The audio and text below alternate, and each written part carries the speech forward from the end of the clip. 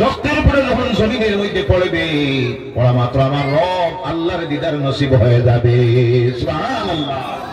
আর যদি ফিরে যাই তাহলে অবকাশী। এর জন্য মুমিন যারা দুনিয়ার কোন মহাশক্তিকে তারা পরোয়া করে না। যার জ্বলন্ত প্রমাণ দেখতেছেন ফিলিস্তিনের জমিন। কোন জমিন? আওয়াজ করে কথা বলেন, কোন জমিন? ফিলিস্তিনের মুসলিম মুসলমানগুলি আকাশের নিচে জমিনের উপরে এর চাইতে মজলুম আর কেউ নাই। হাজার হাজার নিরপরাধ শিশুরা, মারা, যুবকেরা শহীদ হচ্ছে, আল্লাহর জান্নাতে চলে যাইতেছে। বিশেষ করে স্বাধীনতা সংগ্রামী যারা সেখানে সংগ্রাম করতেছে, আজকে 2টা মাসের নিকটে হয়ে গেল পৃথিবীর দ্বিতীয় মহাশক্তি জালেম স্বঘোষিত রাষ্ট্র, জবরদখলকারী রাষ্ট্র ইসরায়েলের মোকাবিলা করতেছে। এক কদম পিছনে যাইতেছে না। বলো সুবহানাল্লাহ। আল্লাহ ওই স্বাধীনতা 90% মানুষ আল্লাহর কালাম কোরআন তিলাওয়াত জানে। নাউযুবিল্লাহ বললেন না? আর শস্য মাত্র ভুল আর একটা, যেটার কারণে আমাদের সমাজের মানুষ অনেকে নামাজ পড়ে, নামাজের সংখ্যা আগের থেকে বাড়ছে না কমছে? জি কথা বলেন, বাড়ছে না কমছে? বাড়ছে। সুদখোর বাড়ছে না কমছে? জি জেনা করে বাড়ছে না কমছে? হিরোইন ব্যবসায়ী বাড়ছে না কমছে? নেশার ট্যাবলেট ব্যবসায়ী বাড়ছে না কমছে? সব বাড়তেছে, নামাজিও বাড়তেছে।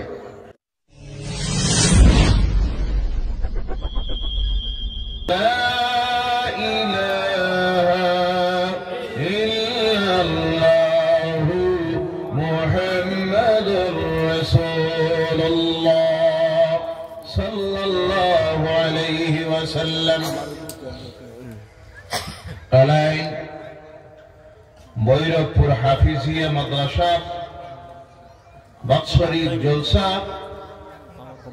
ও দস্তারবন্দি মাহফিলের সম্মানিত সভাপতি শাহ সুফি আলহাজ হযরত মাওলানা সৈয়দ জুনাইদ আহমদ মাদানী আল হুসাইনি সাহেব, তৎসঙ্গে আজকের এই মাহতি মাহফিলের সম্মানিত সহসভাপতি আলহাজ হযরত মাওলানা মিজাজুর রহমান সাহেব, হেড মুদাররিস ভৈরবপুর প্রি সিনিয়র মাদ্রাসা। এছাড়াও আজকের এই মাহফিলের সহসভাপতি হযরত মাওলানা শাহাবুদ্দিন সাহেব, শিক্ষক ভৈরবপুর প্রি সিনিয়র মাদ্রাসা। এছাড়াও আজকের এই মাহফিলের সম্মানিত প্রধান অতিথি, তাছাড়া বিশেষ অতিথিবৃন্দ, আমন্ত্রিত জনপ্রতিনিধিবৃন্দ, মঞ্চে উপবিষ্ট সম্মানিত উলামায়ে কেরাম, বিশেষ করে সামনে উপস্থিত সম্মানিত মুরব্বিয়ানে কেরাম, প্রাণপ্রিয় যুবক ভাইয়া, পর্দার আড়ালের সম্মানিতা মা ও বোনেরা, তাছাড়াও দূর দূরান্ত থেকে আল্লাহ দ্বীনের খেদমতের উদ্দেশ্যে আগত বিভিন্ন ইউটিউব চ্যানেলের সত্যাধিকারী ভাইয়ারা, সর্বপ্রথমে মহান আল্লাহ সুবহানাহু ওয়া তাআলা লাখো কোটি শুকরিয়া আদায় করি যে আল্লাহ পাক রব্বুল ইজ্জত আজকের মুবারক শুক্রবারের রাত্রিতে আল্লাহর কালাম থেকে কিছু আলোচনা করার জন্য এবং শোনার জন্য যে আল্লাহ পাক আমাদেরকে সিলেকশন দিয়েছেন, আমরা আসতে পেরেছি, বসতে পেরেছি। অত্যন্ত সুন্দর পরিবেশ, যেখানে ঠান্ডাও লাগতেছে না, গরমও লাগতেছে না, লাইটে অসুবিধা নেই, মাইকে অসুবিধা নেই। যে আল্লাহ পাক রব্বুল ইজ্জত এত সুন্দর সুব্যবস্থা করে দেওয়ার তৌফিক দিলেন, ভৈরবপুর হাফিজিয়া মাদ্রাসার কমিটি, ছাত্রবৃন্দ, আসাতিজায়ে কেরাম যারা অনেক কষ্ট করে আমাদেরকে এই বসার সুযোগ করে দিয়েছেন, আমরা আল্লাহর গোলাম হিসাবে সকলে আলোচনা শুরুর পূর্বে আমাদের রব আল্লাহ সুবহানাহু ওয়া তাআলা লাখ কোটি শুকরিয়া আদায় করি। সকলে উচ্চ কণ্ঠে জবান ছেড়ে দিয়ে বলুন আলহামদুলিল্লাহ, রব্বানা লাকাল হামদ হামদান কাসীরান তাইয়িবান মুবারাকান ফীহি।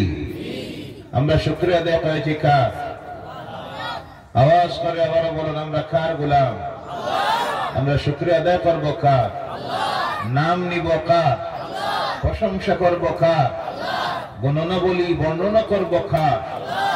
এর জন্য আল্লাহ পাক তারই কালাম আসীম কিতাব কোরআনুল কারীমকে শুরু করতে গিয়ে আল্লাহ শুরু করেছেন সেই বাক্য দিয়ে, যেই বাক্যটি আমার সঙ্গে সকলে জবান মিলিয়ে পড়ুন, বিসমিল্লাহির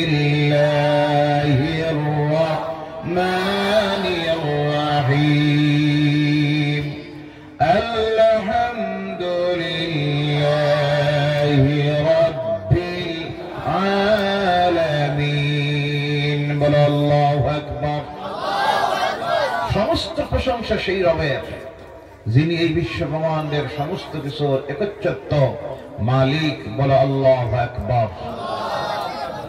আমরা শুকরিয়া আদায় করলাম আল্লাহ পাক সুবহানাহু ওয়া তাআলা। ভাইয়া আমার, এমন এক রাত্রিতে আমরা এই প্যান্ডেলের নিচে বসে আছি, যেই রাত্রিটি হলো শুক্রবারের রাত্রি। কোন রাত্রি? শুক্রবারের রাত্রি।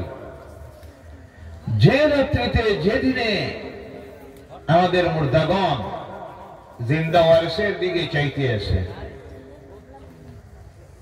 শুক্রবারের সূর্য ডুবে পড়ে যাওয়ার আগ পর্যন্ত প্রতিটি মুর্দারা তার জিন্দা ওয়ারিসের দিকে, আওলাদের দিকে চাইতে থাকে।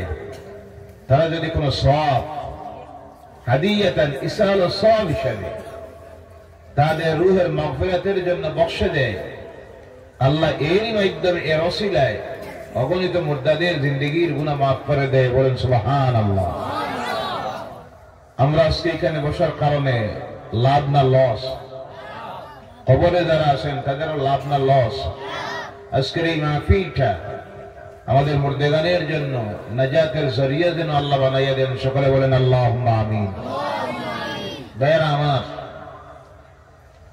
এই পৃথিবীতে এক সমীক্ষায় দেখা গিয়েছে সবচেয়ে বেশি যে শব্দটা পৃথিবীর মানুষের জবান দিয়ে উচ্চারিত হয় সেই শব্দ হলো আল্লাহ। আর জোরে বলেন আল্লাহ। আবার বলুন আল্লাহ। আল্লাহ। আল্লাহর নাম নিতে মজা লাগেনি না? না জি, এই নামে মজা আছে না নাই? যারা এই নামের আশিক হয়ে গেছে, যারা এই নামের পাগল হয়েছে, তারাই বুঝতে পারে এই নামে কি মজা আছে। বলে সুবহানাল্লাহ। দুই নম্বরে এক সমীক্ষায় দেখা গিয়েছে এই পৃথিবীতে আল্লাহর নামের পর যে নামটা দুনিয়ার মানুষের জবান দিয়ে সবচেয়ে বেশি উচ্চারিত হয় সেই নামটা হলো মুহাম্মাদুর রাসূলুল্লাহ সাল্লাল্লাহু আলাইহি ওয়াসাল্লাম। বলে সুবহানাল্লাহ। আল্লাহর নামের পরে কোন নাম? আওয়াজ করে বলেন কোন নাম? মুহাম্মাদুর রাসূলুল্লাহ সাল্লাল্লাহু আলাইহি ওয়াসাল্লাম। বারামাত অনুরূপভাবে আল্লাহর নামের পর, তার হাবিবের নামের পর এই পৃথিবীর মানুষের জবান দিয়ে যে কিতাব সবচাইতে বেশি উচ্চারিত হয়, তিলাওয়াত হয়, পাঠ করা হয়, পৃথিবীতে এক সমীক্ষা চালাইয়া দেখা গিয়েছে এই কিতাবের নাম হলো আল্লাহর কালাম, আপনার আমার ধর্মগ্রন্থ আল্লাহর কালাম কোরআনুল কারীম। বলে সুবহানাল্লাহ। সবচেয়ে বেশি মানুষ পাঠ করে, কারণ এটা যত পড়ে তত মজা লাগে। সুবহানাল্লাহ বলে। আপনাদেরও মজা লাগেনি না? না জি, প্রত্যেকের মজা লাগে যারা তিলাওয়াত জানে। আমরা তো তিলাওয়াত জানি না, এর কারণে এর মধ্যে কি মজা আছে তা বুঝি। আল্লাহ প্রত্যেকটা মুমিন মুসলমানকে আল্লাহর কালাম কোরআনুল কারীম যেন তিলাওয়াত করা তৌফিক দেয়। সকলে বলেন আল্লাহুম্মা আমিন। যারা তিলাওয়াত জানি তাদেরকে যেন আল্লাহ প্রতিদিন কমপক্ষে 5টা বার, কয়বার? আওয়াজ করে বলেন কয়বার?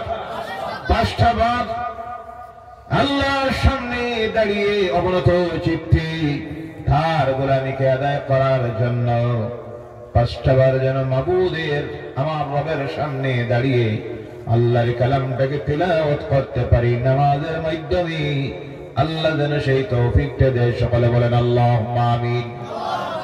ভাইরা আমার, এই কোরআনুল কারীম এমন একটা কিতাব, আল্লাহ পাক এমন কিতাব দিলেন, দুনিয়ার মানুষ যে বিষয়ে তাকে প্রশ্ন করে আল্লাহর কালাম কোরআনুল কারীম সেই জবাব দুনিয়ার মানুষকে দিয়ে দেয়। বলে সুবহানাল্লাহ। অদ্বিতীয় কিতাব, অন্যান্য ধর্মগ্রন্থ আর কোরআনুল কারীমকে আপনি একই অবস্থার ধর্মগ্রন্থ যদি ভাবেন তাহলে ভুল বুঝবেন। কারণ হলো এই কোরআন এমন এক কিতাব, যে কিতাব এই জমিনের কারো লিখিত নয়, দুনিয়ার মধ্যে তাকে লেখাও হয় নাই। অন্যান্য সমস্ত ধর্মগ্রন্থগুলি এই দুনিয়ার মানুষ তারা নিজে নিজে লিখেছে, কিন্তু আল্লাহর কালাম কোরআনুল কারীম দুনিয়ার কেউ লিখে নাই। এই পৃথিবীর সৃষ্টির আগে আল্লাহর কালাম কোরআন লিখিত হয়ে গেছে। বলে সুবহানাল্লাহ।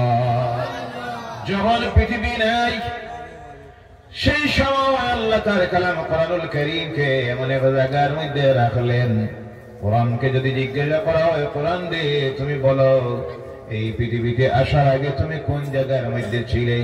আল্লাহর কালাম কোরআনুল কারীম কি সুন্দর ভাষায় দুনিয়ার মানুষকে জানাইয়ে দেয়, বাল হুয়া কুরআনুম মাজিদুন ফি লাওহিম মাহফুজ।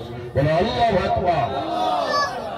বাল হুয়া কুরআনুম মাজিদ, এটা বলকে এটা হলো আসীম কিতাব, এবং এই পৃথিবীতে আসার আগে এটা ছিল লৌহে মাহফুজ, সুরক্ষিত একটা জায়গায়। সুবহানাল্লাহ বললেন না? দুনিয়া আওয়ার আগে কোন জায়গায় ছিল? লৌহে মাহফুজে।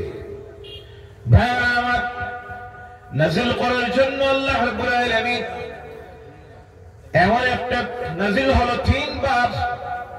কয়বার নাজিল হয়েছে? কয়বার? 1 নম্বরে আল্লাহ রাব্বুল আলামিন এই কোরআনুল কারীমকে লৌহে মাহফুজ থেকে নাজিল করলেন দুনিয়ার উপরের আকাশে। কোন আকাশ? কথা বলেন, কোন আকাশ? আকাশ কয়টা জানা নাই? 7টা। কয়টা? আধুনিক বিজ্ঞান এখন পর্যন্ত আকাশ কয়টা সেই কথা বাহির করতে পারে নাই। আকাশের কি কোনো দরজা আছে? তা বাহির করতে পারে নাই। সেই কথা বলে দিতে পারে ইসলাম, সেই কথা বলে দিতে পারে আল্লাহর কালাম কোরআনুল কারীম। কারণ এই কোরআন যার কালাম, তিনি তো বানাইয়াছেন আসমান। বলে সুবহানাল্লাহ। এর জন্য যেখানে যা কিছু আছে তিনি যেটা যেইভাবে সৃষ্টি করেছেন সেটা বলার জানার ক্ষমতা যার আছে তিনি হলেন আল্লাহ সুবহানাহু ওয়া তাআলা। এর জন্য আল্লাহ বলছেন, দুনিয়ার মানুষ শোনো, আকাশ কয়টা আমি বানাইলাম। আল্লাহ রাব্বুল আলামিন বলছেন, আল্লাযী খালাকা সাবআ সামাওয়াতিন তিবাকা। বলো আল্লাহু আকবার। 7 স্তরে আমি আকাশকে সৃষ্টি করেছি। সুবহানাল্লাহ বলেন। আকাশ কয়টা? 7টা। আধুনিক বিজ্ঞান এখন পর্যন্ত আকাশ নিয়ে দ্বিধায়। তাদের মধ্যে 3টে শ্রেণী। একটা শ্রেণীর অভিমত হলো আকাশ বলতে কিছুই নাই, আর একটা শ্রেণীর অভিমত হলো আকাশ একটা, আর একটা শ্রেণীর অভিমত হলো মানুষের চোখের দৃষ্টি যেখানে গিয়ে শেষ হয় ওখানে নীলি নীলি রং দেখা যায়, আকাশ বলতে কিছুই নাই। আমার আল্লাহ দুনিয়ার মানুষকে জানিয়ে দিতেছেন তার কালামের মাধ্যমে, আকাশকে আমি সৃষ্টি করেছি 7 স্তরে 7টা। সুবহানাল্লাহ। ওই যে সর্বনিম্নে যে আকাশ, এই আকাশের মধ্যে দুনিয়ায় যত মানুষ আছে প্রত্যেক মানুষের জন্য 2টা দরজা। কয়টা?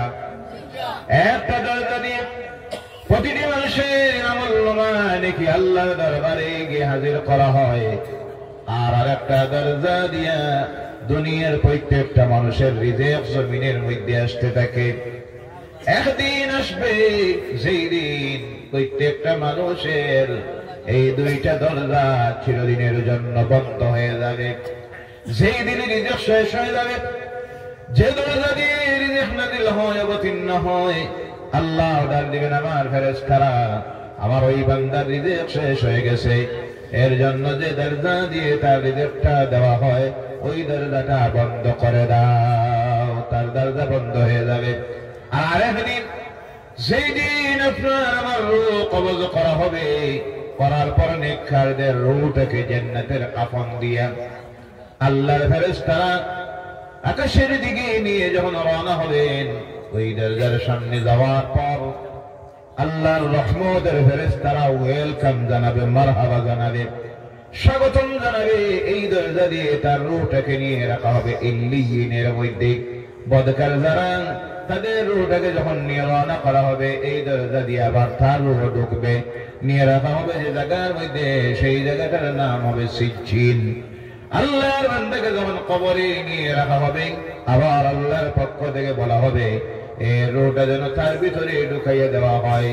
নেককারদের রূহ ইল্লিন থেকে তার বডির মধ্যে ঢুকাইয়া দেওয়া হবে, আর বরকতদের রূহ সিজ্জিন থেকে তার বডির মধ্যে যেমনি ঢুকাইয়া দেওয়া হবে, তার জন্য সেই দরজাটাও বন্ধ হয়ে যাবে, আমলের দরজাটা বন্ধ হয়ে যাবে। তার আমল আর আল্লাহর দরবারে দেওয়ার প্রয়োজন হবে না। এই যে দেওয়া হলো বডির মধ্যে ঢুকাইয়া, নেককার যদি হয় এই জান্নাত তার কবর তার জান্নাতের টুকরা হয়ে যাবে, বলেন সুবহানাল্লাহ। বদকার যদি হয় কবর হয়ে যাবে তার জন্য জাহান্নামের টুকরা। ওই জাহান্নামের আযাব আরম্ভ হলো তা কিয়ামত পর্যন্ত। এরপরে কিয়ামত, মিজান, হিসাব, ফুলসিরাত, নাজাত, জান্নাত, আর না হয় জাহান্নাম। এই হলো দুইটা দরজা। কয়টা? ভাইরা আমার, এই আকাশ জমিনের উপরের যে আকাশ, প্রথম লৌহে মাহফুজ থেকে কোরআনুল কারীম আসলো দুনিয়ার উপরের আকাশে, ওখান থেকে পৃথিবীতে দেওয়ার জন্য আল্লাহ পাক এর আগে ফিল্ডটাকে তৈরি করার জন্য পাঠাইলেন 1,23,999 জন নবী। বলে সুবহানাল্লাহ। মতান্তরে 2 লক্ষ। সর্বশেষ আল্লাহ যখন দেখলেন কোরআন দেওয়ার সময় হয়ে গেছে, সেই সময় আল্লাহ যাকে জমিনের মধ্যে প্রেরণ করলেন সর্বশেষ নবী হিসাবে, তিনি হলেন আপনার আমার নবী জনাবে মুহাম্মদুর রাসূলুল্লাহ সাল্লাল্লাহু আলাইহি ওয়াসাল্লামকে আল্লাহ জমিনে দিলেন। আর দেওয়ার পর সার কালাম কোরআন জমিনে আল্লাহ নাযিল করবেন। আল্লাহ দেখলেন আমার কোরআন হলো সম্মানী, আমার নবী মুহাম্মদুর রাসূলুল্লাহ হলেন সম্মানী নবী। এর জন্য এই কোরআনটাকে দিতে গিয়ে আল্লাহ এমন একটা মাসকে সিলেকশন দিলেন, যেই মাসটা 12টা মাসের মধ্যে সবচেয়ে সম্মানিত মাস, যেই মাসের নাম হলো রমজানুল মুবারকের মাস। বলো সুবহানাল্লাহ। যার জন্য আল্লাহ বলছেন বিসমিল্লাহির রহমানির রহিম, শাহরু রমাদানাল্লাযী উনজিলা ফীহিল কুরআন। বলো আল্লাহু আকবার। 12 মাসের মধ্যে কোন মাস সবচেয়ে সম্মানী? জি, আওয়াজ করে কথা বলেন, কোন মাস? রমজানুল মুবারকের মাস। এজন্য আল্লাহ সিলেকশন দিলেন কোরআনকে পাঠানোর জন্য রমজানের মাস। এই 365 দিনের মধ্যে 12টা মাসের মধ্যে একটা রাত্রিকে আল্লাহ সবচেয়ে মর্যাদাবান বানালেন, যেই রাত্রিটার নাম হলো লাইলাতুল কদরের রাত্রি। কেন সম্মানী হলো? প্রশ্ন আসতে পারে, কেন সম্মানী হলো? সম্মানী হওয়ার কারণ হলো আল্লাহর কালাম সবচেয়ে সম্মানিত যে কিতাব এই রাত্রিতে নাযিল হয়েছে, যার কারণে আল্লাহর কাছে সেই রাত্রিটা সবচেয়ে সম্মানী রাত্রি হয়ে গেছে। যার জন্য আল্লাহ বলছেন ইন্না আনজালনাহু ফি লাইলাতিল কদর। বলো আল্লাহু আকবার। সারা বছরের মধ্যে কোন রাত সম্মানী? জি, কথা বুঝতে আপনারা বুঝতে অসুবিধা হয় তাহলে জবাব দিবেন। সারা বছরের মধ্যে কোন রাতটা সম্মানী? লাইলাতুল কদরের রাত্রি। বলেন সুবহানাল্লাহ। কার কারণে? কোরআনের কারণে। কার কারণে? কতটুকু সম্মানী? আল্লাহকে প্রশ্ন করা লাগে, আল্লাহ নিজে উত্তর দিতেছেন লাইলাতুল কদরি খায়রুম মিন আলফি শাহর। বলো সুবহানাল্লাহ। 1000 মাসের চাইতে উত্তম 1000 মাস রোজা রাখলে আর রাত্রিতে ইবাদত করলে যে সব হয়, এক রাত্রিতে ইবাদত করলে আমার রব আল্লাহ পাক তার সমতুল্য সওয়াব আমলনামায় দিয়ে দেন। বলো সুবহানাল্লাহ। তার কারণ হলো এই রাত্রিতে নাজিল হয়েছে কোরআন। রাত্রিতে নাজিল হয়েছে কি? কোরআনুল কারীম। কোরআন যদি নাজিল হওয়ার কারণে এই রাত্রির এই মর্যাদা হয়, কোরআন নাজিল হওয়ার কারণে এই মাসের যদি এই মর্যাদা হয়, তাহলে কোরআন যাদের সিনার ভিতরে ঢুকে যায় তাদের মর্যাদা সম্মান কতটুকু আল্লাহর কাছে কিছু অনুমান করা যায়নি না? না, যাদের সিনার ভিতরে এই কোরআন ঢুকে যায় তাদের সম্মান মর্যাদা আল্লাহর কাছে আসে না নাই? আওয়াজ করে বলেন আসে না নাই? ভাইরা আমার, শুধু তা আমার, যারা এই কোরআন পড়বে, যারা এই কোরআন মানবে, যারা এই কোরআনের আদেশ মানবে, নিষেধ মানবে, কোরআনের উপর আমল করবে, তারাও আল্লাহর কাছে সবচেয়ে সম্মানিত মাখলুক হয়ে যায়। সৃষ্টির মানুষ যদিও সব আশরাফুল মাখলুক, আল্লাহর সৃষ্টির সেরা জগৎ, কিন্তু আবার এই মানুষের মধ্যে আল্লাহ কোয়ালিটি তৈরি করেন। কোয়ালিটি তৈরি করতে গিয়ে এক নম্বরে যে জিনিসটা দিয়ে আল্লাহ কোয়ালিটি তৈরি করে তার নাম হলো ঈমান। তার নাম এর জন্য জেনে রাখবেন, ঈমান বহুত বড় একটা নিয়ামত।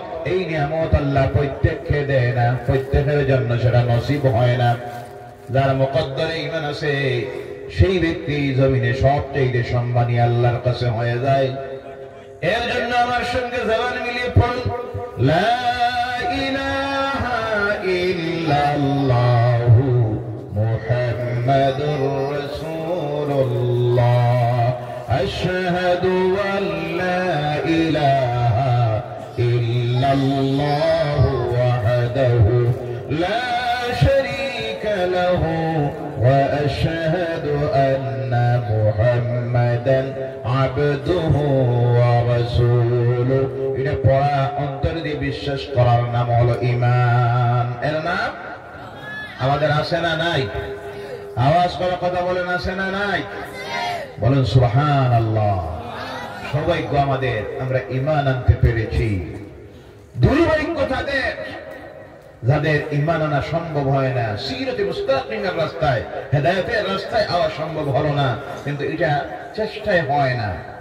এটা যার মুকদ্দরে আল্লাহ লিখেছেন। ও আমার বাবা, আল্লাহ রাসূলের চাচা হযরতে আবু তালিব নাম শুনেছেন। আল্লাহ রাসূলের সঙ্গে এত মহব্বত ছিল, ভালোবাসা ছিল। বাবা যখন হারাইলেন জন্মের আগে, মা যখন হারাইলেন 6 বছর বয়সে, 7 থেকে 8 বছর বয়সে আল্লাহ রাসূল দাদাও হারালেন। এবার চাচা হয়ে গেলেন গার্জিয়ান। ইতিহাস প্রমাণ করতেছে ওই চাচা নিজের আওলাদের চাইতে বেশি যাকে ভালোবাসতেন তিনি ছিলেন মুহাম্মদুর রাসূলুল্লাহ সাল্লাল্লাহু আলাইহি ওয়াসাল্লাম। ওই ভাতিজার জন্য জেল পর্যন্ত কাটিলেন, 3 বছরের জেল চাচা।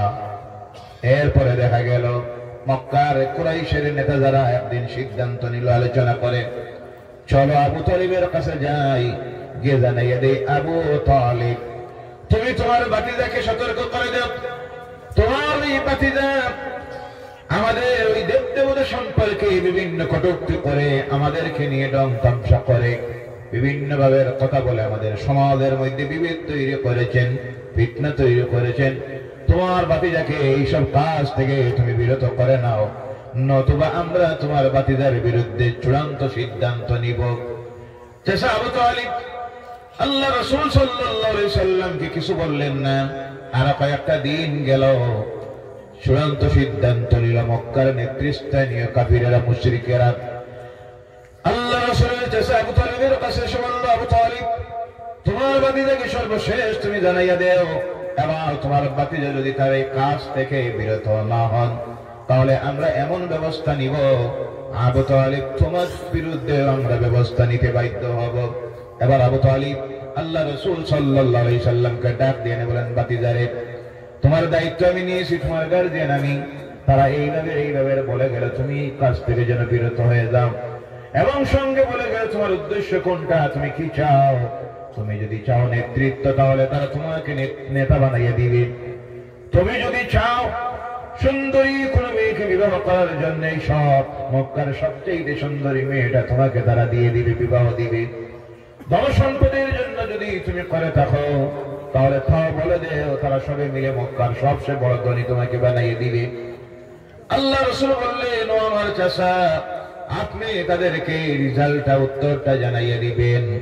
আমি নেতৃত্ব পাওয়ার জন্য নয়, সুন্দরী মেয়েকে বিবাহ করার জন্য নয়, টাকা পয়সার জন্য নয়, তারা ওই যে প্রলোভন আমাকে দেখাইতেছে।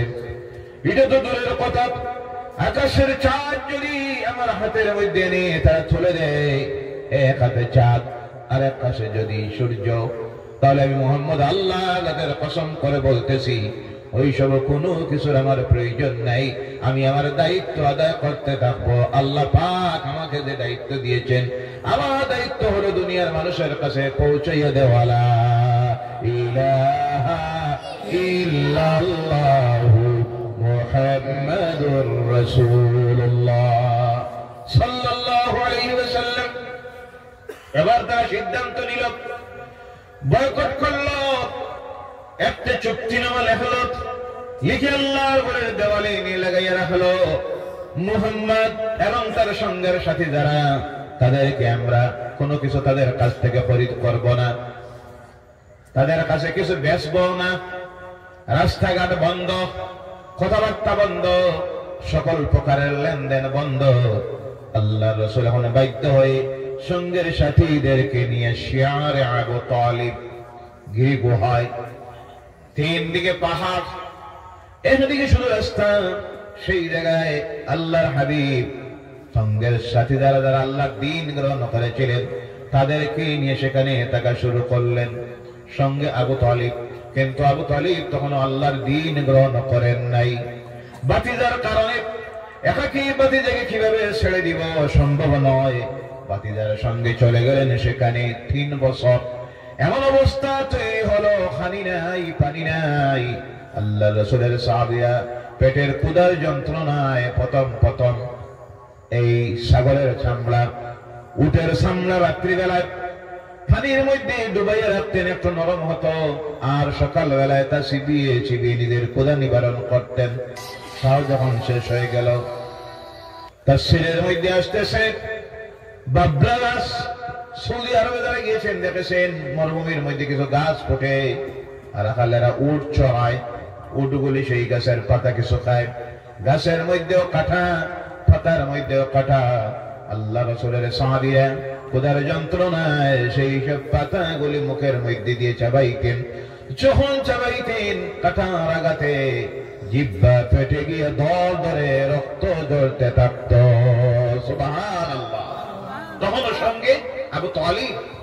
যাই হোক, এরপরে 3 বছর পূর্ণ হলো।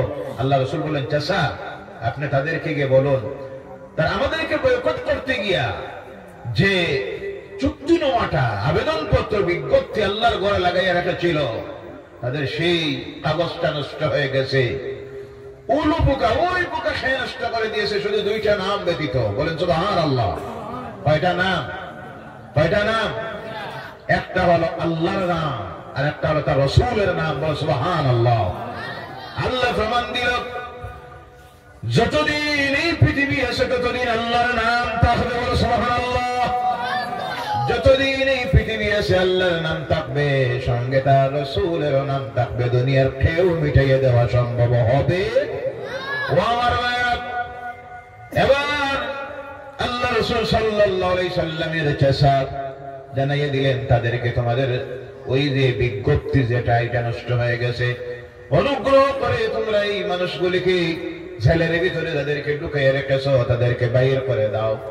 এবার তারা বাহির করে দিল। দিন যায়, মাস যায়, কাল যায়।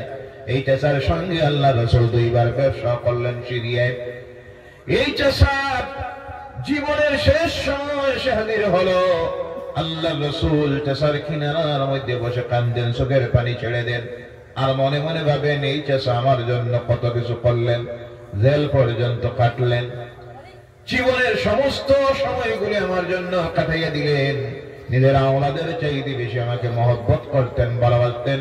কিন্তু এই চাচার দুর্ভাগ্য, আমার ওই চাচাটা ঈমান আনা সম্ভব হলো।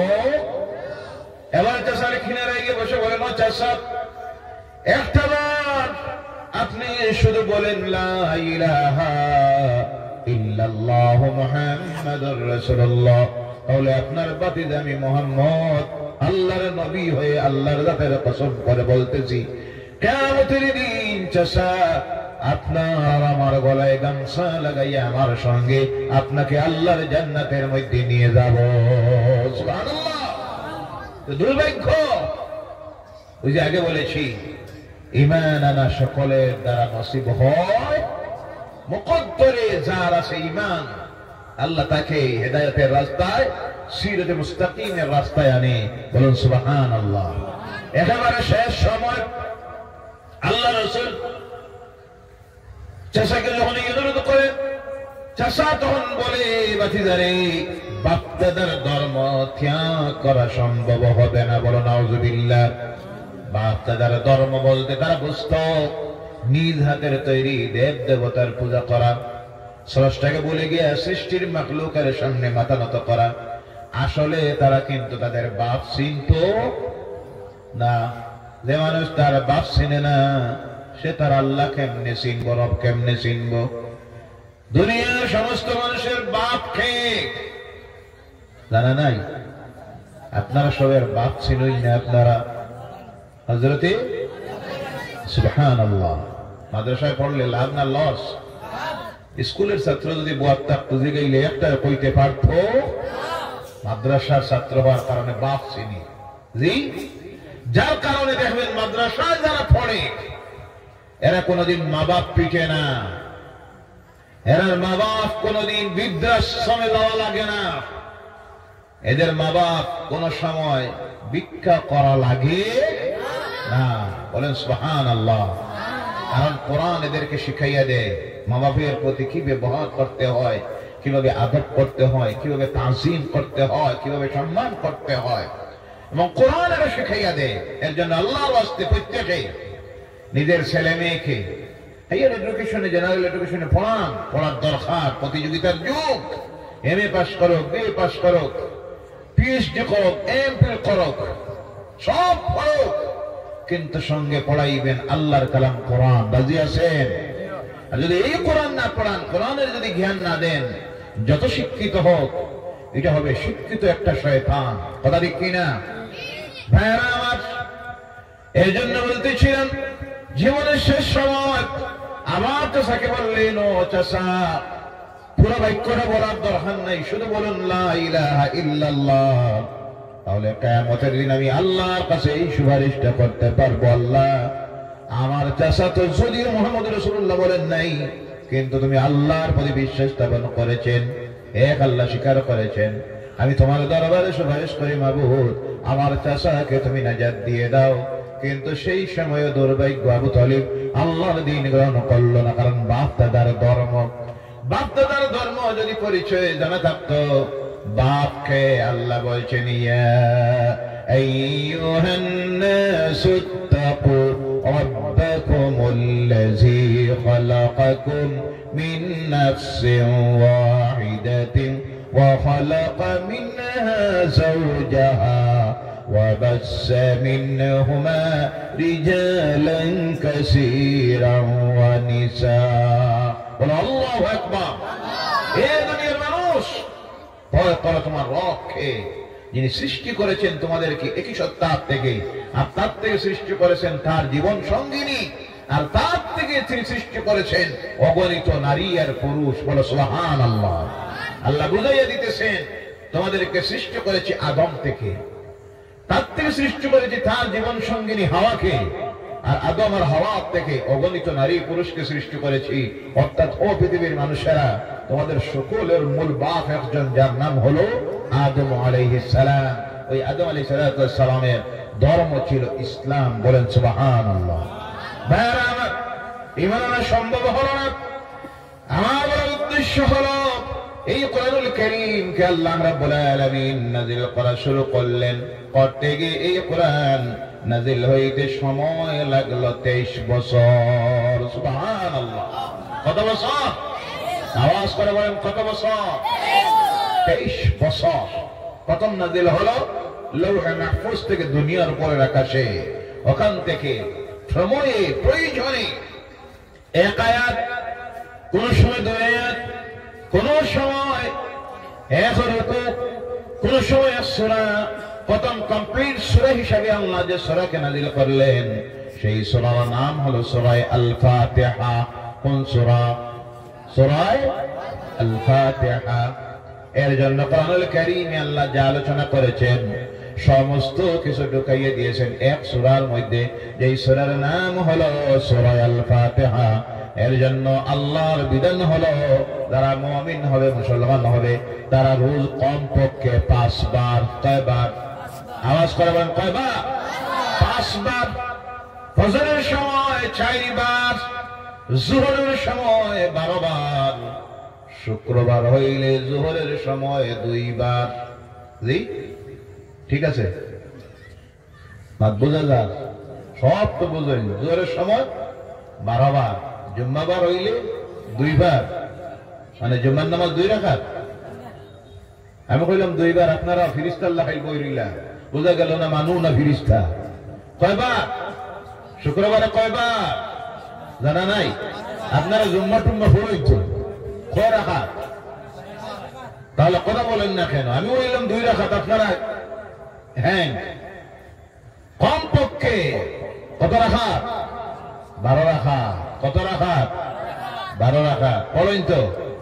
জি এখন নাই, এখন কমছে, কারণ এখন তো কমা শুরু হয়েছে, থেরাপিও আই গেছে 8 রাকাত। আপনাদের দিকে নাই তো আগে নেই? আলহামদুলিল্লাহ, বলেন আলহামদুলিল্লাহ। আমার যোহরের সময় 12 বার, আসরের সময় 8 বার, মাগরিবের সময় 7 বার, এশার নামাজে 12 বার, উইতিরের নামাজে 5 বার, টোটাল 38 বার। কতবার?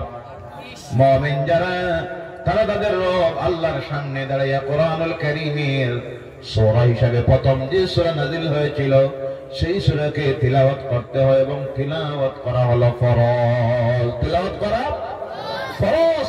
এর মতো বড় দোয়া আল্লাহর জমিনে আর নাই, বলে সুবহানাল্লাহ। এর মতো বড় ঔষধ আল্লাহর জমিনে নাই, বলে সুবহানাল্লাহ। এর জন্য আল্লাহ পাক মুমিন মুসলমান যারা তাদের উপরে রোজ 5 বার এই সূরা তিলাওয়াত করা, তার সামনে দাঁড়াইয়া ফরজ করে দিয়েছেন। ও আমার ভাইরা, এই কোরআনুল কারীম নাযিল হতে সময় লাগলো 23 বছর। যার কারণে জেনে রাখবেন এই পৃথিবীর থেকে আল্লাহর দেওয়া কিতাবগুলি বিদায় হয়ে গেছে, বিদায় হয়ে যাবে, কিন্তু একটা মাত্র ধর্মগ্রন্থ তা কিয়ামত পর্যন্ত আল্লাহর জমিনে টিকে থাকবে। দুনিয়ার কোনো শক্তি মিটানি সম্ভব হবে না, যার নাম হবে ইসলাম, আর যার নাম হলো কোরআন। বলে সুবহানাল্লাহ। কিন্তু গোটা বিশ্বের ইসলাম বিরোধী শক্তি আজ একই মঞ্চে দাঁড়াইয়া গেছে। তাদের একটাই টার্গেট, এই জাতিকে পৃথিবীর থেকে মিটাইয়া দেওয়ার জন্য, ইসলামকে মিটাইয়া দেওয়ার জন্য, আল্লাহর কালাম কোরআনকে বন্ধ করে দেওয়ার। এর জন্য স্লোগান বাহির করেছে, আমাদের আর মোল্লা মুন্সি বানানির দরকার। নাউজুবিল্লাহ বললেন না? এমন কথা বলার মতো জাহিলেরা আছে না নাই? আওয়াজ করে বলেন আছে না নাই?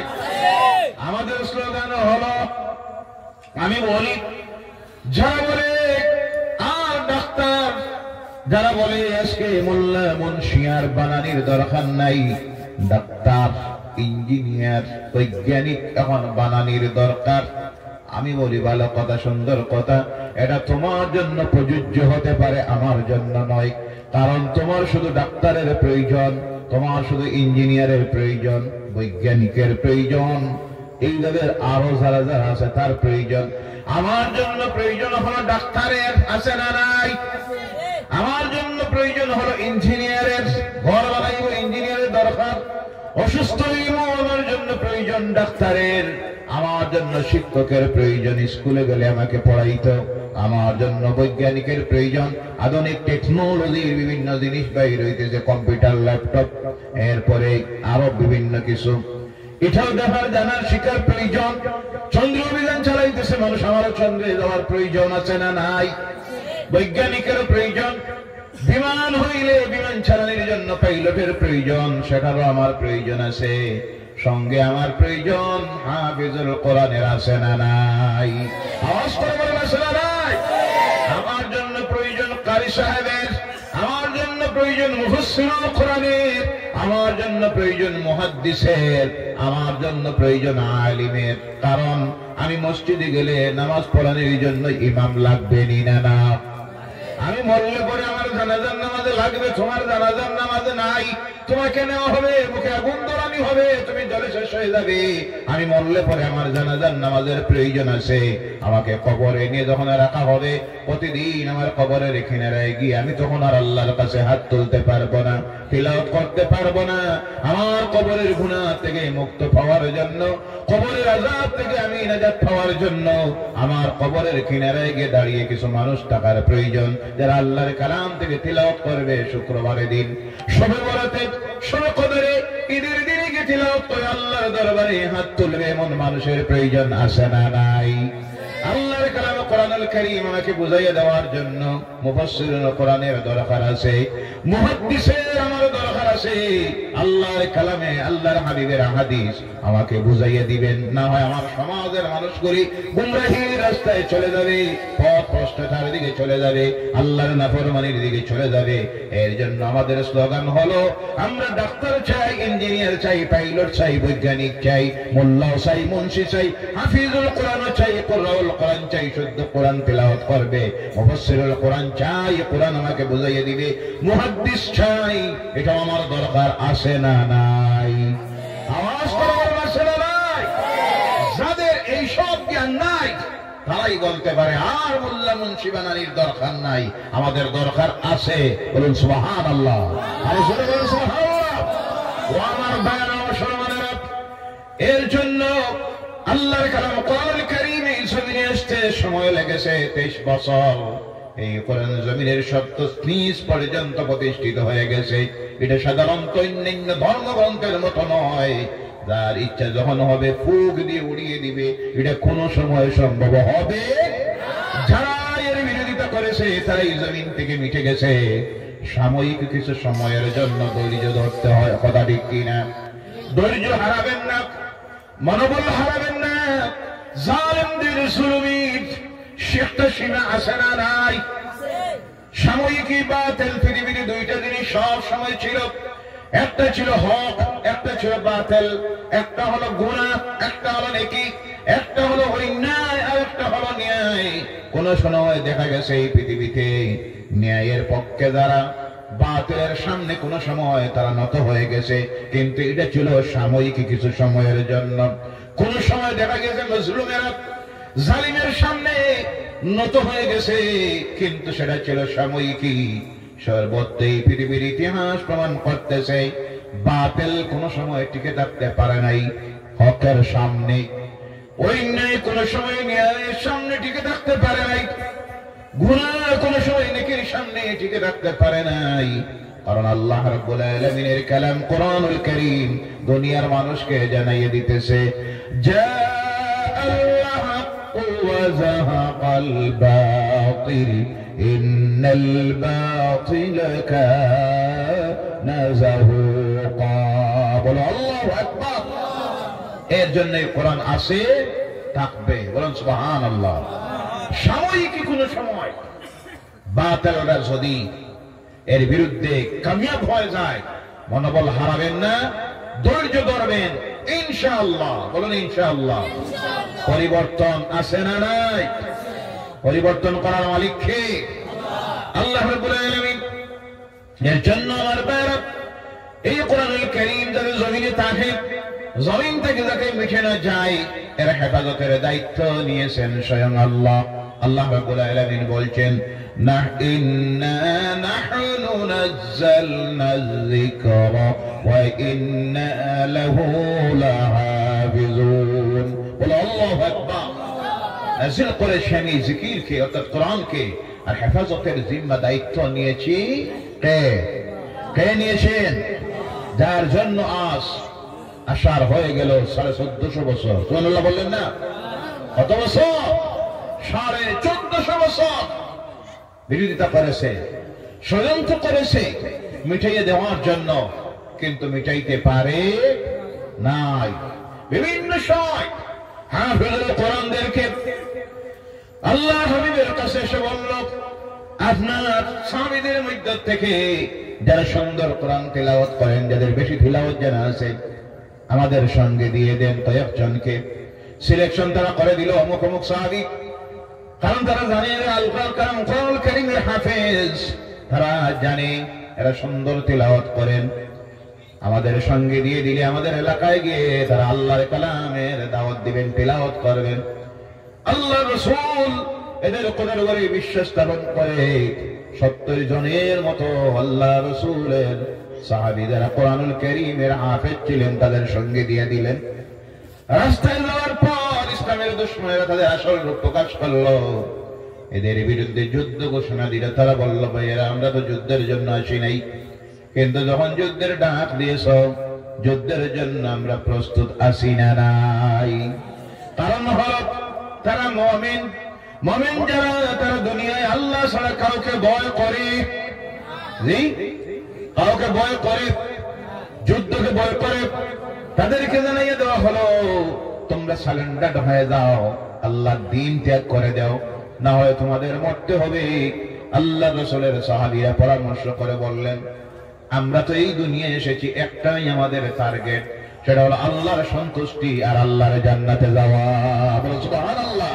কারণ আমাদেরকে তো আল্লাহই নিজে জানিয়ে দিয়েছেন, ইন্নাল্লাহা ইশতারা মিনাল মুমিনিনা আনফুসাহুম ওয়া আমওয়ালাহুম বিআন্না লাহুমুল জান্নাহ। বলো সুবহানাল্লাহ। আল্লাহ মুমিন যারা তাদের জান এবং মাল আল্লাহ খরিদ করে নিয়েছে বহুত আগেই, বিনিময় আল্লাহ দিবেন যেটা তার নাম হলো জান্নাত।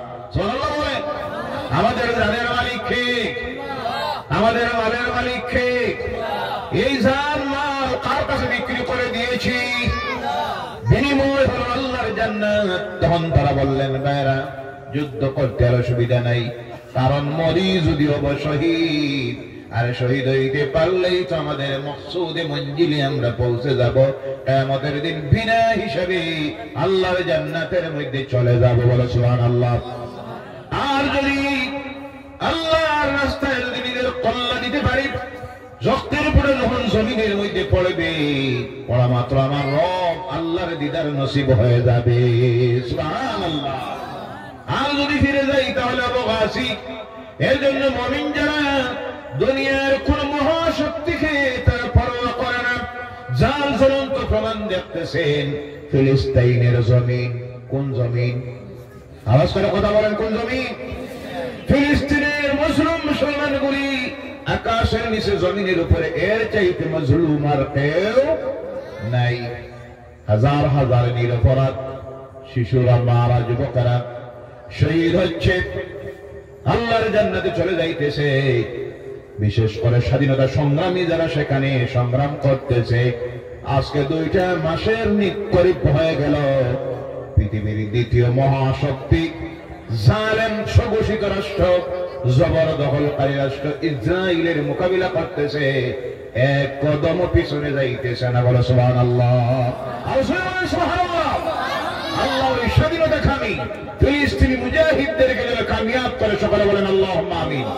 বিশ্ব মুসলমানের প্রথম কিবলা মসজিদুল আকসা যেন আল্লাহ আবার বিশ্ব মুসলমানের হাতে ফিরাইয়া দেয়, বলেন আল্লাহুম্মা আমিন।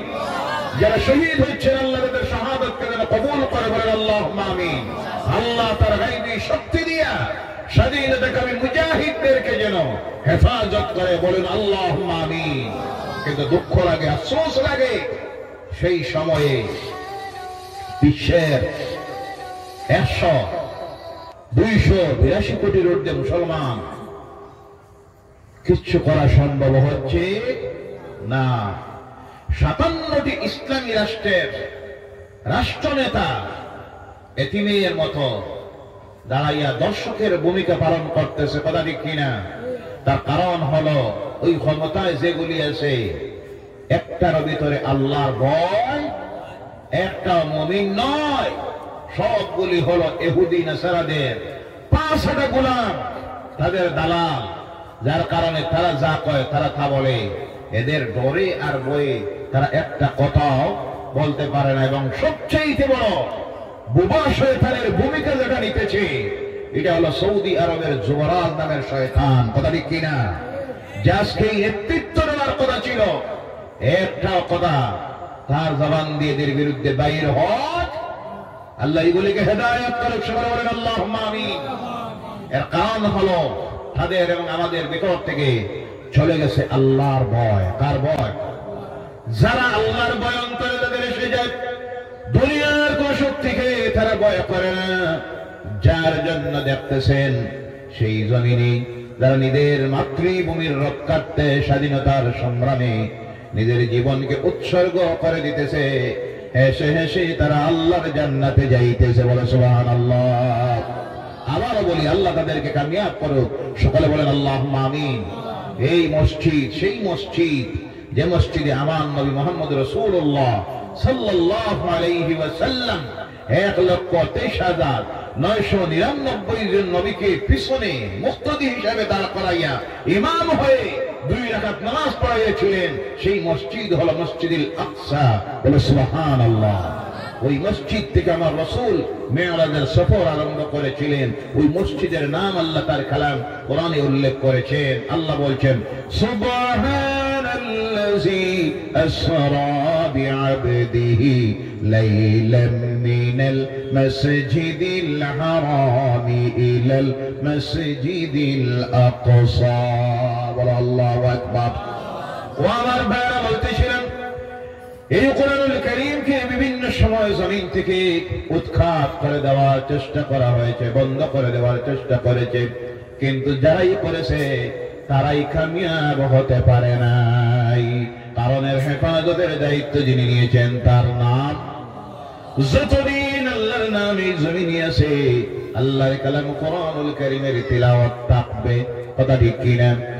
এই কোরআনের বিরুদ্ধে যখন দেখা গেল ষড়যন্ত্র করে হুফাজুল কোরআনদেরকে হত্যা করে নিল, সঙ্গে সঙ্গে হযরত আবু বকর সিদ্দিক রাদিয়াল্লাহু তাআলা আনহু কয়েকজন সাহাবীদেরকে একটা বোর্ড বানিয়ে দিলেন। তখন লিখিত কোরআন ছিল না, মানুষের সিনার ভিতরে, সাহাবায়ে কেরামদের সিনার ভিতরে, গাছের পাতার মধ্যে, উট বেড়ার ছাগলের চামড়ার মধ্যে। তখন চিন্তা করলেন এই কোরআনকে তারা যে কোনো সময় এইভাবে জমিন থেকে মিটিয়ে দেওয়ার চেষ্টা করবে। তখন বোর্ড বানিয়ে দেওয়া হলো। ওই সাহাবীরা কোরআন বিভিন্ন জায়গা থেকে কালেকশন করে কোরআনের কপি তৈরি করলেন 7টা। বিশিষ্ট সাহাবীরা তা বসে দেখলেন, দেখার পরে এই কোরআনকে অনুমতি দেওয়া হলো।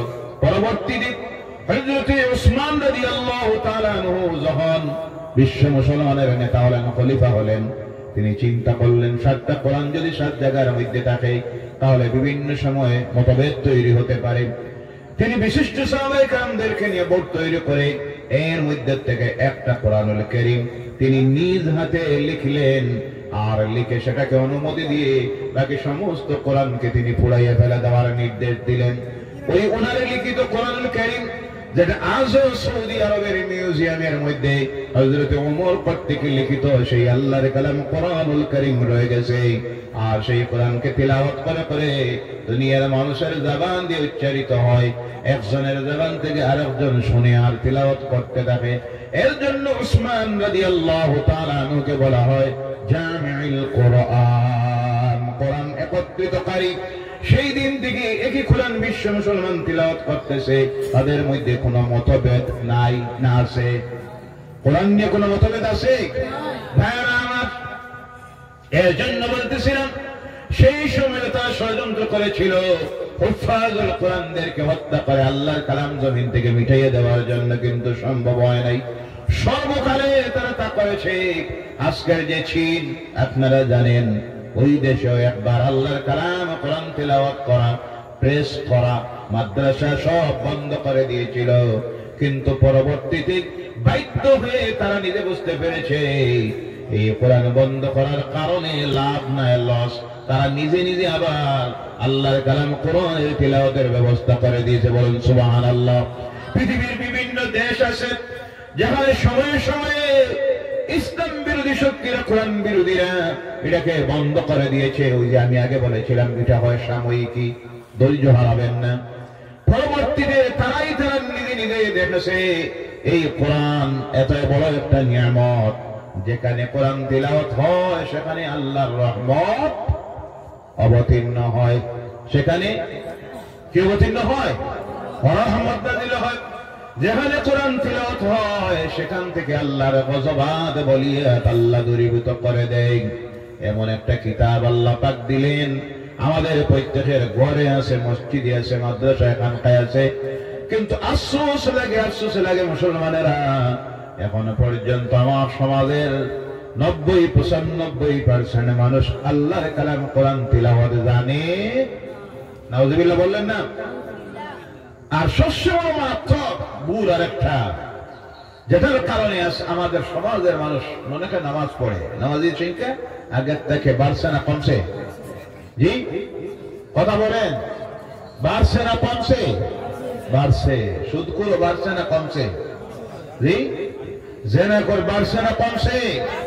হিরোইন ব্যবসায়ী বাড়ছে না কমছে? নেশার ট্যাবলেট ব্যবসায়ী বাড়ছে না কমছে? সব বাড়তেছে। নামাজিও বাড়তেছে। নামাজি বাড়লো, আবার আল্লাহর নাফরমানি খেলা বাড়তেছে। বাড়ার কারণ হলো নামাজ পড়ি, নামাজে যা পড়ি নিজে বুঝি না। এক ভদ্রলোক, হিন্দু ভদ্রলোক, মসজিদের কিনারা দিয়ে তার বাড়ি যাওয়ার রাস্তা দিয়ে যায়, যাওয়ার সময় ফলো করে, অনেক সময় মসজিদের দিকে চায়, যারা মসজিদে করে কি, মসজিদে করে কি দেখে। অনেক সময় জামাত ছেড়ে যখন দাঁড়িয়ে শুনে, হঠাৎ করে একদিন তার মনে প্রশ্ন লাগলো, যখনই যাই তারা যখন সম্মিলিতভাবে প্রার্থনা করে, নামাজ পড়ে,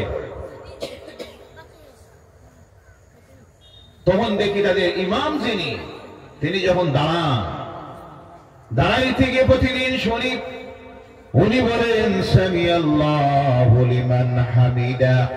আছে না নাই? চিন্তা করে ইমাম প্রতিদিন একটা মেয়ের জন্য শুধু দোয়া করেন, যে মেয়েটার নাম হলো হামিদা। কোনটা? হামিদা। এই মহল্লায় গ্রামে কি আর কোনো মেয়ে লোক নাই? অনেক তো আছে, ফাতেমা আছে, জোহরা আছে, কুলসুম আছে, আয়েশা আছে, বিভিন্ন আছে। ইমাম সাহেব শুনে প্রত্যেক দিন যখন আমি যাই দেখি তাহলে হামিদার জন্য দোয়া করে। ব্যাপারটা কি? হামিদা নামের মহিলাটা কি একটু ভালো? ইমাম সাহেব দোয়া করেন। সিদ্ধান্ত নিল, আমার বাড়ির কিনারায় 4 জন মুসলমান ভদ্রলোক আছে যে নামাজ পড়ে। কে করে? নামাজ পড়ে। গিয়েছে এর কাছে, গিয়ে জিজ্ঞাসা করলো, ভাই একটা জিনিস বুঝতে পারি না, তোমাদের মসজিদের ইমাম সাহেব প্রতিদিন যখন নামাজ পড়ায় শুধু একটা মেয়ের জন্য দোয়া করে, যে মেয়েটার নাম হলো হামিদা। আমি অনেক সময় দাঁড়াইয়া দেখি ইমাম সাহেব শুধু বলে সামি আল্লাহু লিমান হামিদা। ব্যাপারটা কি? ওই নামাজি তখন বললো, ঠিক তো, তুমি যা বলছো আমিও তা দেখি। ইমাম সাহেব প্রতিদিন আর কারোর জন্য দোয়া করে না, শুধু একটা মেয়ের জন্য দোয়া করে, সেটা হলো সামি আল্লাহু লিমান হামিদা। ঠিক আছে, আজকে আমিও যাবো, গিয়ে ইমামকে জিজ্ঞাসা করবো। মসজিদে গেছে, যে বলে ইমাম সাহেব রাগ করবেন না, একটা কথা আপনাকে জিজ্ঞাসা করবো। আজ 25 বছর থেকে আমি নামাজ পড়ি, নামাজে যখন আই দেখি আপনি শুধু একটা মেয়ের জন্য দোয়া করেন, আর কারোর জন্য দোয়া করেন না।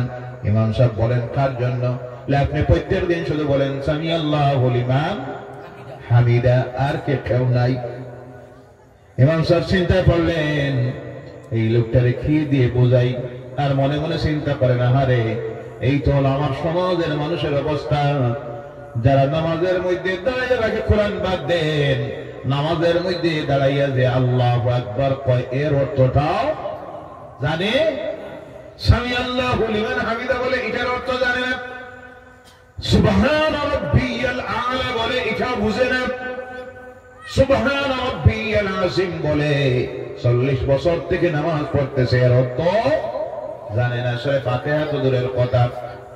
এই যদি হয়, একজন নামাজীর অবস্থা দেখেন, ইমাম এসে জিজ্ঞাসা করতেছে একটা মেয়ের জন্য কেন দোয়া করেন, মানে নামাজ এসে যে দাঁড়াইয়া যা করে নিজেও তা জানে না।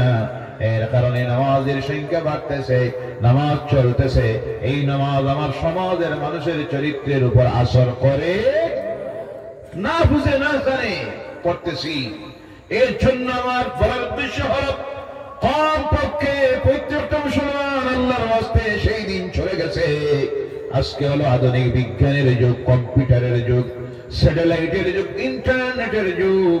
মানুষের মধ্যে পরিবর্তন আসতেছে, পরিবর্তন আর পরিবর্তন।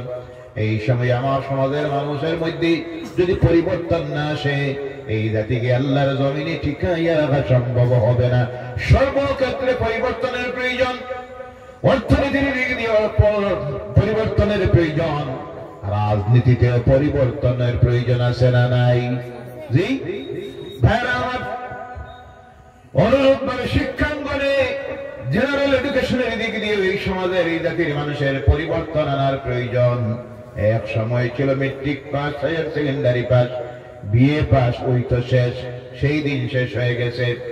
এখন আপনি প্রত্যেকটা সেক্টরে, মেডিকেল কলেজে, ইঞ্জিনিয়ারিং কলেজে, তাছাড়াও বড় বড় নামি দামি ইউনিভার্সিটিগুলিতে আপনার আমার ছেলে মেয়েকে দিয়া শিক্ষিত একটা সমাজ তৈরি করতে হবে। যেই সমাজ থেকে তৈরি হবে IAS officer, ACS officer, IPS officer, DC তৈরি হবে, এসপি তৈরি হবে, সুপ্রিম কোর্টের বিচারপতি হবে, হাইকোর্টের বিচারপতি হবে, শিক্ষিত রাজনীতিবিদ তৈরি হবে, ইঞ্জিনিয়ার তৈরি হবে, ডাক্তার তৈরি হবে। এমন একটা সমাজ প্রতিষ্ঠিত করতে হবে। এই প্রতিযোগিতায় টিকে থাকতে হলে অনুরূপভাবে পরিবর্তন আনতে হবে। ধর্মীয় জ্ঞানের অঙ্গনে শুধু কোরআন কিছু তিলাওয়াত শিখলাম, সূরা আলাম পারাত থেকে সূরা নাস পর্যন্ত, এই দিন শেষ। পুরো কোরআন তিলাওয়াত শিখতে হবে, কোরআন মুখস্থ করতে হবে। আপনারা ভাবতে পারেন মুখস্থ কেমনে করব? পৃথিবীর বিভিন্ন দেশ আছে, যেমন সৌদি আরব, সেই দেশের প্রত্যেকটা নাগরিক, ছোট বাচ্চা যারা আমাদের মতো, তাদের আলাদা মক্তব শিক্ষার ব্যবস্থা নাই। তাদের শিক্ষাঙ্গনগুলিতে সরকারি যে বিদ্যালয় আছে, আমাদের এখানে হাই স্কুল, কলেজ, ইউনিভার্সিটি, তাদের প্রত্যেকটা শিক্ষাঙ্গনের মধ্যে আল্লাহর কালাম কোরআনুল কারীমকে শুদ্ধভাবে গোটা কমপ্লিট কোরআন তিলাওয়াত মুখস্থ করানি হয়। বলে সুবহানাল্লাহ। মালয়েশিয়া, ইন্দোনেশিয়া প্রত্যেকটা ছেলে মেয়েদেরকে তাদের সরকারি স্কুলের মধ্যে আল্লাহর কালাম কোরআনুল কারীমের হাফেজ বানাইয়া দেওয়া হয়। আরো দূরে যাবেন কেন আপনি, উত্তরপ্রদেশ, সেখানের মধ্যে বিভিন্ন মক্তবগুলি, যেগুলির মধ্যে বিভিন্ন মক্তব আছে, সেখানে ছোট বাচ্চাগুলিকে সকালবেলায় শুদ্ধ আল্লাহর কালাম তিলাওয়াত সহ গোটা কোরআন মুখস্থ বানাইয়া দেওয়া হয়। তাদের সমাজের প্রত্যেকটা ছেলে মেয়ে আল্লাহর কালাম কোরআনুল কারীমের হাফেজ। এই অবস্থা আমাদের সমাজে তৈরি করতে হবে। আমাদের ছেলে মেয়েগুলিকে পরিবর্তন আনতে হবে। মক্তব শিক্ষার মধ্যে কোরআন সম্পর্কে আমাদের জ্ঞান বাড়াইতে হবে। আল্লাহর কালাম কোরআনটাকে শুদ্ধ তিলাওয়াত শিখতে হবে, আল্লাহর কালামকে মুখস্থ করতে হবে। কম পক্ষে অনুরোধ রাখি, প্রত্যেকটা মুসলমান এই নিয়তটা করবেন, যা হওয়ার হয়ে গেছে, আগামী দিনে আমরা প্রত্যেকে যেন আল্লাহর কালাম কোরআনুল কারীমটার কম পক্ষে সংক্ষিপ্ত ভাবে অর্থ সহ ব্যাখ্যা যেন শিখতে পারি, আর আমার আওলাদকে শিখাইতে পারি। আল্লাহ যেন তৌফিক দেয়। বলেন আল্লাহুম্মা আমিন। এই পরিবর্তন যদি আনতে না পারেন, সময়টা বড় কঠিন, সময় বড় কঠিন। আমরা সাধারণ মানুষ যারা, তারা বুঝতে পারতেছি না। সমাজের শিক্ষিত মানুষ যারা, সমাজ নিয়ে যারা সচেতন, শিক্ষিত সমাজ, চিন্তাশীল সমাজ, আমার সমাজের সুশীল সমাজ যারা, যারা অফিস আদালতে যায়, শহরাঞ্চলে ঘুরে, কোর্ট কাছারিতে যায়, বিভিন্ন রাজনীতির সঙ্গে যারা জড়িত, তারা আজকে চিন্তায় পড়েছে এই জাতির, এই সমাজের মানুষের বিরুদ্ধে যেইভাবে বিভিন্ন ষড়যন্ত্র রচনা করা হচ্ছে, এদেরকে জমিনে পঙ্গু করে দেওয়ার জন্য অর্থনীতির দিক দিয়া, চাকরির দিক দিয়া, শিক্ষার দিক দিয়া, রাজনীতির দিক দিয়া, এই সময়ে যদি এখনো এই সমাজের মানুষ সচেতন না হয়, এই জাতির ভবিষ্যৎ অন্ধকার। এই জাতির ভবিষ্যৎ কি আছে আল্লাহ ছাড়া কেউ জানে না। ডিলিমিটেশন, জি বুঝোই বুঝোই, দুনিয়ার খবর রাখবা। এরপরে এনআরসি, রিচেক, আরো কত কিছু, সব ষড়যন্ত্রের মোকাবিলা করার জন্য এই জাতির সমাজের পরিবর্তন আনার প্রয়োজন আছে না নাই? আল্লাহ যেন পরিবর্তন হওয়ার তৌফিক দেয়। সকলে বলেন আল্লাহুম্মা আমিন।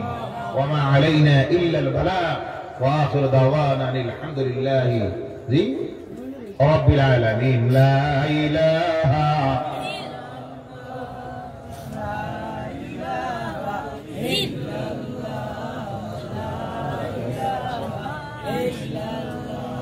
সুবহানাল্লাহ ওয়ালহামদুলিল্লাহ ওয়া লা ইলাহা ইল্লাল্লাহ লা ইলাহা ইল্লাল্লাহু মুহাম্মাদুর রাসূলুল্লাহ সাল্লাল্লাহু আলাইহি ওয়াসাল্লাম।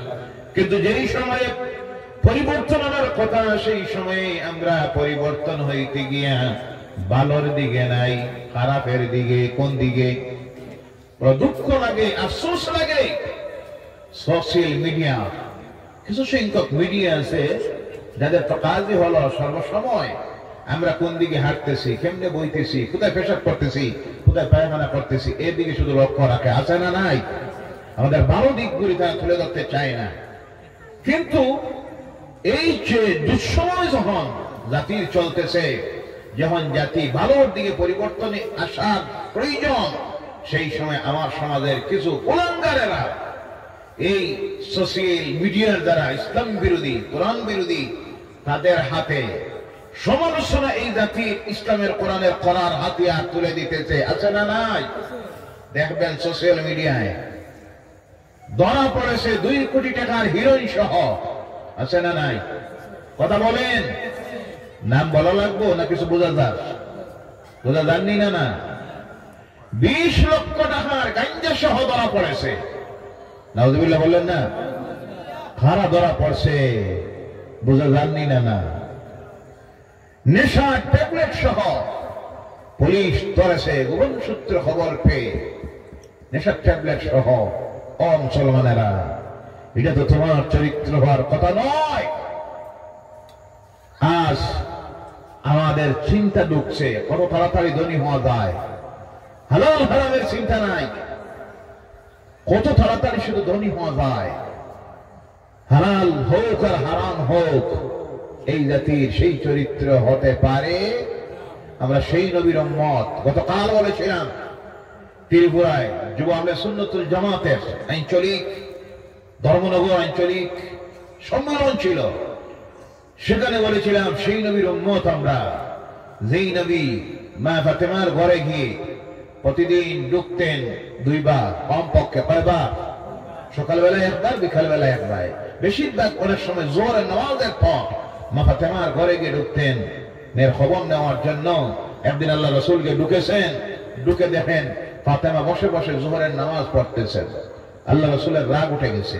রাসূল রাগ করতেন না নিজের পার্সোনালি কোনো ব্যাপারে, কিন্তু অন্যায় কোনো কাজ দেখলে পরে, শরীয়ত বিরোধী কোনো কাজ দেখলে আমার রাসূলের রাগ উঠে যাইত। সঙ্গে সঙ্গে কপালের এই মাঝের রগটা খুলে যাইত। বলেন সুবহানাল্লাহ।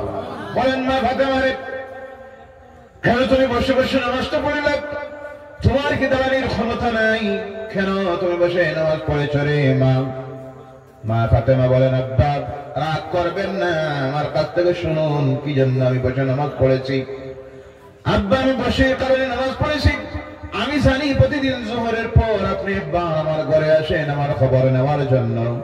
আর আমি দেখালাম আমি যদি দাঁড়িয়ে নামাজ পড়ি, আব্বা আমার গায়ের কাপড় যেটা একটাই কাপড়, কাপড়টা ছাড়া বিভিন্ন জায়গার মধ্যে ফাটা আছে। দাঁড়িয়ে নামাজের অবস্থায় আপনি ঘরে ঢুকলে আমার সতরের বিভিন্ন জায়গার প্রতি আপনার দৃষ্টি পড়ে যাইতে পারে, অথবা আমার গায়ের ছেঁড়া কাপড় দেখে আপনার মনের মধ্যে দুঃখ আসতে পারে। এই ভেবে আব্বা আমি বসে বসে নামাজে পড়তেছি। শুধু তা নয়, ও আব্বা আজকে 3 দিন হয়ে গেছে আপনার মেয়ে ফাতেমার পেটের ভিতরে কোনো খাবার পড়ে নাই। সুবহানাল্লাহ নাই? মা মেয়ের বাবার যখন আলোচনা চলতেছে, হাসান হুসাইন কিনারায় ঘুমের মধ্যে ছিলেন। 2 জনের ঘুম ভেঙে গেছে। ঘুম থেকে উঠে বলেন, নানা কি এনেছো খাওয়ার জন্য? আল্লাহ রাসূল বলেন, আমি তো জানি না খাবার আনার জন্য কি হয়েছে। বললেন, ও নানা প্রতিদিন তো আপনি আন আর যান। মা আমাদেরকে বলেছে আমরা যেন আমাদের অবস্থাটা আপনার কাছে না বলি, কারণ বললে পরে আপনার মনের মধ্যে দুঃখ লেগে যাবে। ও নানা আজকে 3 দিন হয়ে গেছে হাসান আর হুসাইনের পেটের ভিতরে কোনো খানা পড়ে নাই। সুবহানাল্লাহ বলেন। আল্লাহ রাসূল বলেন, মা ফাতেমা ও হাসান হুসাইন ধৈর্য ধরো, আমি তোমার মা, তোমার আব্বা, ও ফাতেমা আমি তোমার আব্বা, আর ও হাসান হুসাইন তোমাদের নানা। আজকে সেই নবী আমি মুহাম্মদ রাসূলুল্লাহ 7 দিন হয়ে গেছে এই পেটের ভিতরে কোনো খাবার পড়ে নাই, শুধু পানি আর পানি দিয়ে 7 দিন চলতেছে। সুবহানাল্লাহ। সেই নবীর উম্মত আমরা, আর আজকে এই নবীর উম্মতের চরিত্র হইল কিভাবে তাড়াতাড়ি ধনী হওয়া যায়, কেমনে ধনী হওয়া যায়। হিরোইন হোক, মদ হোক, গাঞ্জা হোক, চুরি হোক, যা হোক সব করতেছে, আর ধরা পড়ে যখন তখন সোশ্যাল মিডিয়ায় ইসলাম বিরোধীরা ফলো করে, প্রচার করে, দেখো এদের চরিত্র কি, এদের কাজে হইল এইসব। কথা ঠিক কিনা ভাইয়ারা আমার? আল্লাহর ওয়াস্তে এইসব অপকর্ম থেকে যুব সমাজ বিরত হন। সময়টা বড় কঠিন।